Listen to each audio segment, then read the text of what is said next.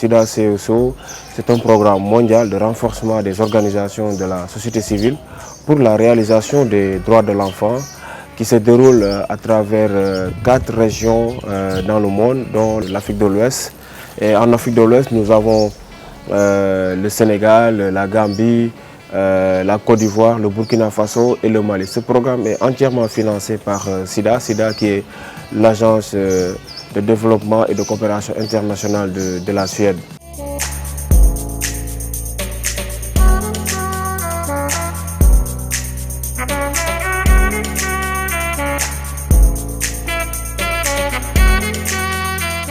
Nous sommes là aujourd'hui dans le cadre de la mise en œuvre de l'atelier. Cet atelier est une activité phare de ce programme-là. Ce programme-là porte sur la programmation sensible au conflit et dont l'objectif est de fournir des outils et des techniques pertinentes pour permettre à ces acteurs de protection et de promotion des droits de l'enfant de pouvoir tenir compte de ces sensibilités dans la programmation de leur projet. Parce qu'un projet en principe doit être là pour apporter une solution à une communauté, mais parfois on se rend compte, surtout dans le contexte actuel en Afrique de l'Ouest, que certains projets sont parfois source de conflits dans une communauté. Et c'est là la pertinence même de cet atelier-là, parce que beaucoup d'organisations qui déroulent des activités le font dans des milieux communautaires sans pour autant prendre en compte les réalités et le contexte que vit la communauté.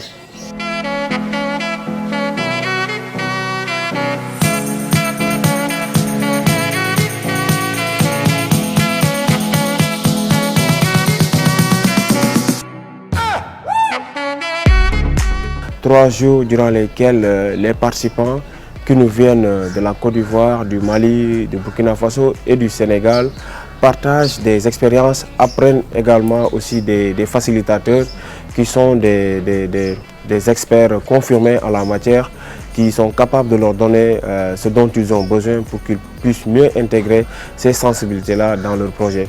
Il s'agit donc des organisations de la société civile, des associations, des ONG locales, nationales, mais aussi des ONG internationales.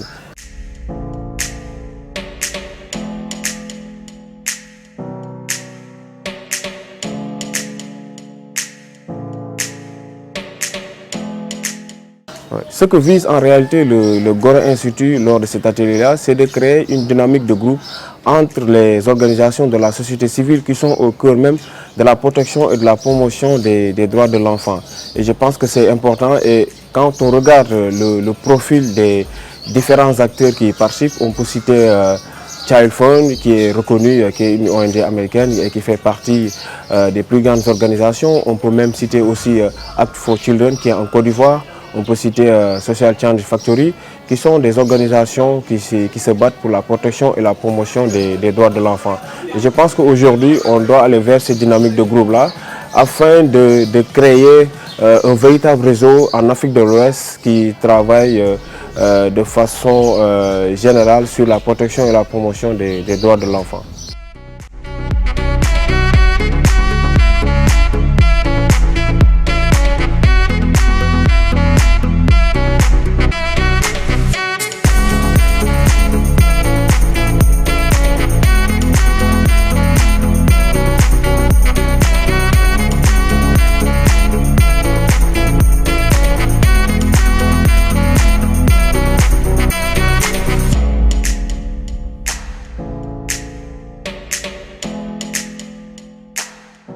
L'importance de la programmation sensible au conflit avec les OSC, elle est extrêmement importante parce que ce sont nos maillons qui sont dans les sociétés et ce sont eux qui sont en contact avec la société. Alors, il s'agit là de leur apprendre comment est-ce qu'ils peuvent élaborer un projet qui peut être bénéfique pour les communautés sans pour autant les nuire et aller au-delà des nuire sans pour autant les créer des soucis, parce que généralement, ceux qui sont là aujourd'hui, c'est des ESC qui œuvrent pour le bien-être des enfants. Ils travaillent sur la protection des enfants. Alors ici, l'idée c'est quoi? C'est de les amener à comprendre que non seulement ils doivent axer leur travail sur les enfants, mais aussi de faire en sorte que ce qu'ils font pour les enfants ne puisse pas nuire les parents. Et durant ces 3 jours, nous avons vu des modules sur la programmation de la sensibilité au conflit, dans la conception du projet, dans la mise en œuvre, dans les différents cycles du projet, qu'il est important de tenir compte de cet aspect-là. Avant même d'intervenir, avant même de planifier, il faut pouvoir avoir un maximum d'informations sur le contexte afin que nous puissions planifier de manière plus sur nos actions et voir l'interaction du contexte sur nos activités. Donc le premier module a porté sur cet aspect.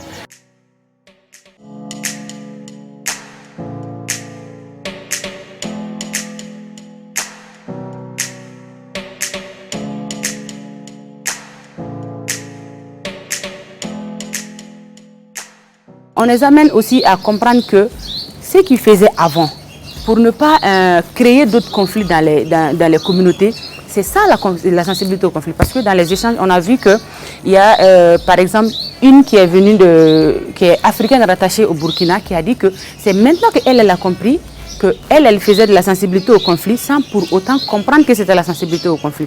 Alors non seulement on les amène à comprendre ce qu'ils font, mais on les amène également à capitaliser, comment on appelle ça, ce qu'ils ont fait comme meilleure activité et meilleure action, de les amener aussi à les faire davantage et aussi à les adapter et à les performer également. Ce qui est extraordinaire chez ces participants, c'est que depuis les premiers jours, ils nous ont ramenés sur les thématiques que nous sommes en train de traiter aujourd'hui. Ça, c'est extraordinaire. Ça veut dire qu'ils sont non seulement réceptifs, mais ils sont aussi curieux. Le second module a porté sur notre rôle en tant qu'organisation qui défend les droits des enfants, qui fait la promotion des droits des enfants. Et comment nous, on peut tenir compte des enfants dans le cadre de notre planification, dans des contextes stables comme dans des contextes fragiles.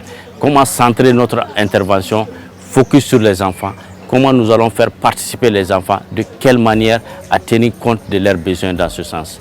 À la suite de cela, nous avons aussi vu comment, en tant qu'organisation de la société civile, nous pouvons planifier de façon efficace la sensibilité au conflit dans nos différentes interventions et comment nous pourrons le budgétiser.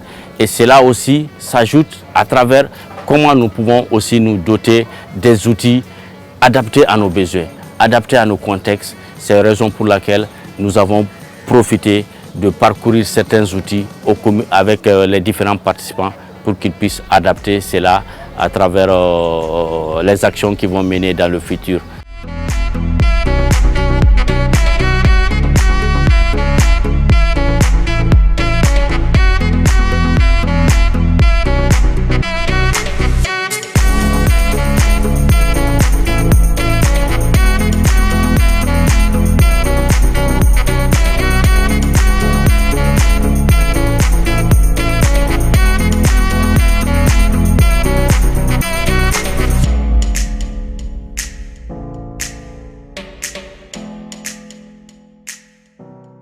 La sensibilité au conflit, auparavant, on n'en prenait pas compte au niveau de notre organisation, de notre structure, parce qu'on n'en avait pas vraiment la notion, on ne connaissait pas vraiment la notion. Depuis que nous avons commencé à recevoir cette formation, je me rends compte de beaucoup de failles que nous avons eues au sein de l'organisation et de certaines activités que nous avons menées sur le terrain. C'était aux besoins auxquels il fallait s'attaquer. Ensuite, après les différents modules qu'on a parcourus, je me suis rendu compte que c'était un nouveau champ structurant, qui était vraiment différent des autres champs et donc qui avait besoin d'une certaine approche. Le thème sensibilité au conflit, c'est un thème qui me parle personnellement. Je pense que c'est un thème qui est d'actualité aujourd'hui par rapport à tout ce qui se passe sur le plan régional, sur le plan mondial, par rapport au conflit. Donc aujourd'hui, nous qui sommes dans la protection de l'enfance, c'est une opportunité pour nous d'être formés dans ce sens.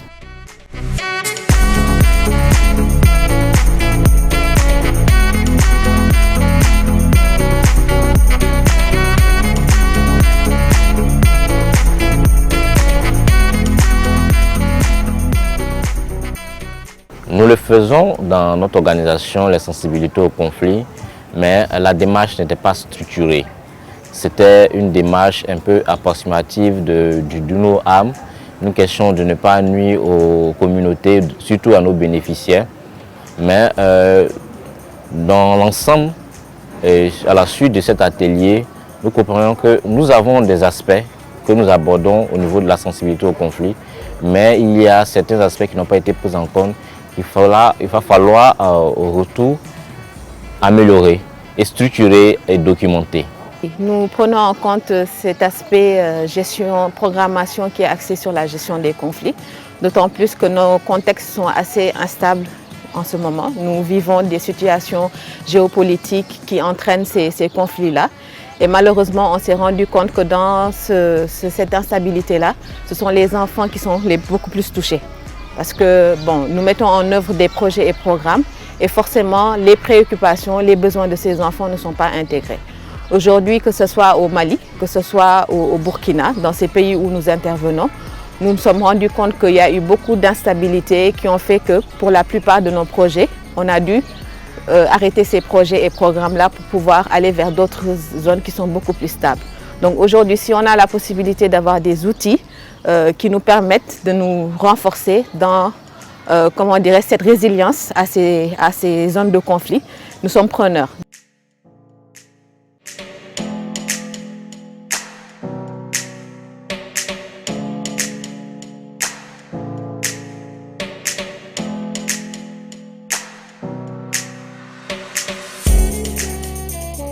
À nos tout premiers débuts, on a ouvert le centre de réinsertion pour les enfants mendiants.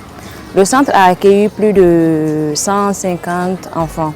À l'époque, c'est le ministre du Développement social qui nous appuyait. Donc on n'a pas pris en compte le côté sensibilité au conflit et même les axes des problèmes qu'ils peuvent avoir pendant le déroulement du projet.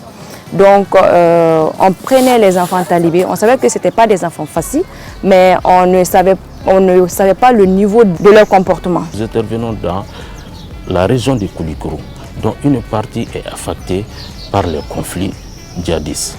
Maintenant, c'est le lieu de faire ces activités en intégrant tous les acteurs, comme on nous a appris ici, par rapport à la gestion de nos programmes éventuels.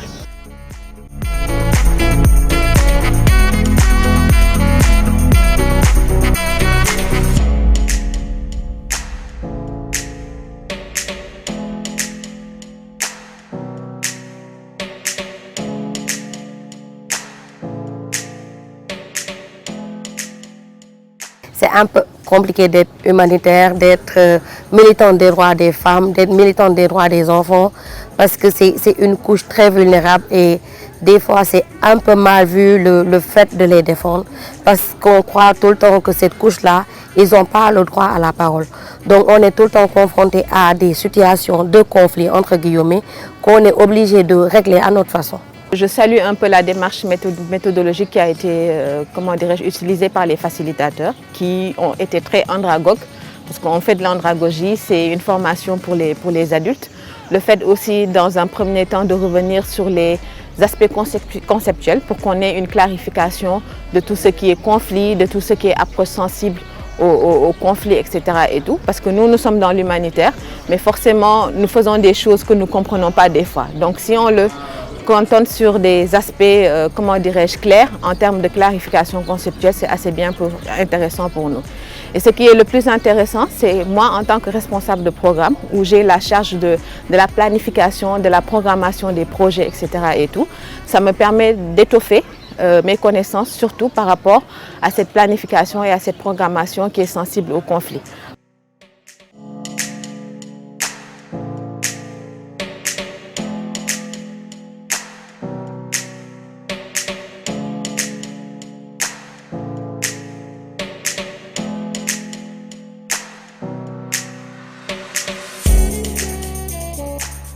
En tant que service de l'État, évidemment, nous nous n'intervenons que relativement sur la programmation qui se fait à travers tout un cycle là, qu'il serait compliqué d'expliquer. Mais ce que nous avons acquis nous autorise à faire des notes à nos autorités pour partager avec elles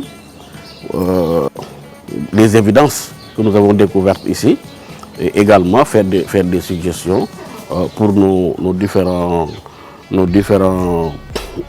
spécialistes qui s'occupent donc de la programmation budgétaire. Nous n'intervenons pas directement dans cette programmation-là. Il arrive qu'on nous demande des avis sur telle et telle question, mais les personnes en tout cas qui interviennent dans cela, nous pourrons effectivement les informer et partager avec elles.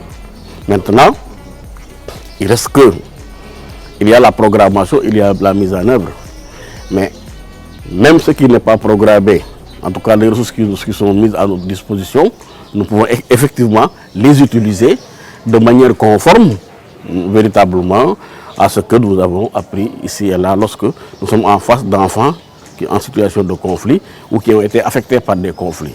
Donc il y a les connaissances techniques, ça nous pouvons utiliser ça, mais il y a également la capacité, le pouvoir d'agir sur le cycle du budget. Là nous ferons des recommandations et des suggestions.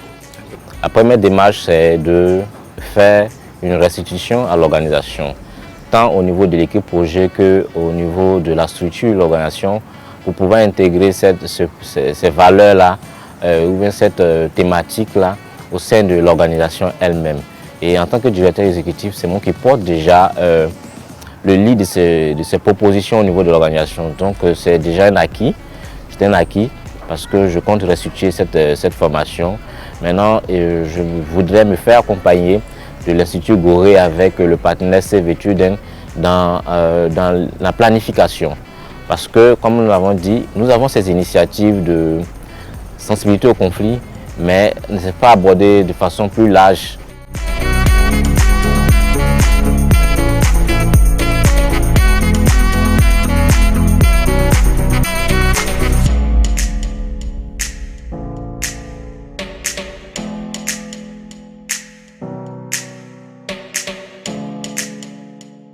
Je me suis rendu compte au cours de ces 3 jours de formation que notre manière de fonctionner au Burkina diffère de celui du Mali, du Sénégal et aussi de la Côte d'Ivoire. Alors, pouvoir se mettre ensemble, c'est comme ce qu'il a été dit auparavant, ça permettra d'avoir un impact beaucoup plus positif sur le terrain, mais aussi pas seulement dans un seul pays, mais dans l'ensemble de la sous-région. Voilà, parce que quoi que l'on dise, nous avons une certaine influence au sein de nos communautés et avoir cette formation sur la sensibilité au conflit et aussi être en contact les uns avec les autres, nous ne pourrons une fois dans nos pays respectifs avoir des résultats beaucoup plus positifs. Au retour de cette formation, nous allons organiser une restitution, expliquer ce que nous avons appris ici à Gorée Institut. Nous sommes outillés maintenant, nous avons la documentation, nous allons expliquer aux autres membres de l'organisation qu'est-ce que c'est que la sensibilité. C'est assez riche ce qu'ils ont eu à partager et je m'engage vraiment à faire cette démultiplication aussi auprès de mes collègues, que ce soit au Sénégal mais aussi dans le Mali comme dans le Burkina. Et il y a cette multitude aussi de partenariats qui est là, qu'il faut saluer. Et on a vu que les histoires de vie qui ont été racontées et même les expériences qui ont été partagées par ces organisations locales peuvent étoffer notre vision de voir les choses et les renforcer davantage.